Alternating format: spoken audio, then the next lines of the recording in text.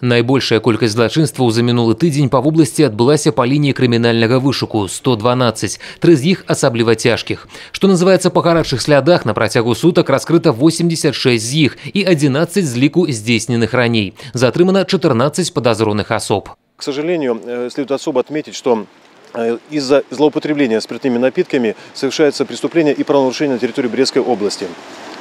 Сотрудниками милиции привлечено к административной ответственности за употребление алкогольных напитков и за мелкое хулиганство 479 человек.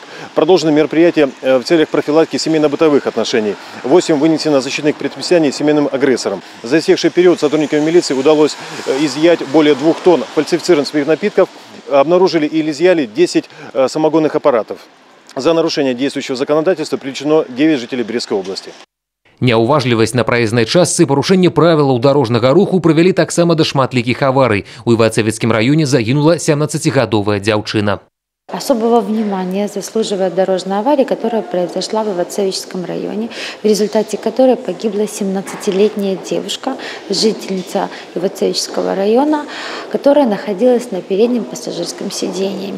По предварительной информации, водитель неправильно выбрал безопасную скорость движения, в результате чего не справился с управлением автомобиля, выехал в кювет и совершил наезд на придорожное дерево. По предварительной информации, водитель находился в состоянии алкогольного опьянения. Очередной вопиющий случай произошел в городе Бресте, в котором действительно сотрудники госавтоинспекции своевременно задержали пьяного водителя.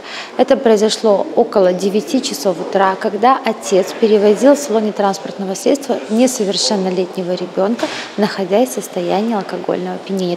У панядзелак у другой палове дня сур'ёзнае дарожна-транспартнае здарэнне адбылося на трасе М1 у Брэсцкім раёне. Па папярэдняй інфармацыі, каля 15:20 33-гадовы мінчанін за рулём грузавога аўтамабіля маркі «Форд» здзейсніў сутыкненне з экскаватарам, які рухаўся ў папутным напрамку. У выніку аварыі грузавік перакуліўся на праезную частку. Устаноўлена, што вадзіцель «Форда» знаходзіўся за рулём у нецвярозым стане. Ён шпіталізаваны ў бальніцу з траўмай галавы. Па факту здарэння супрацоўнікамі міліцыі праводзіцца праверка.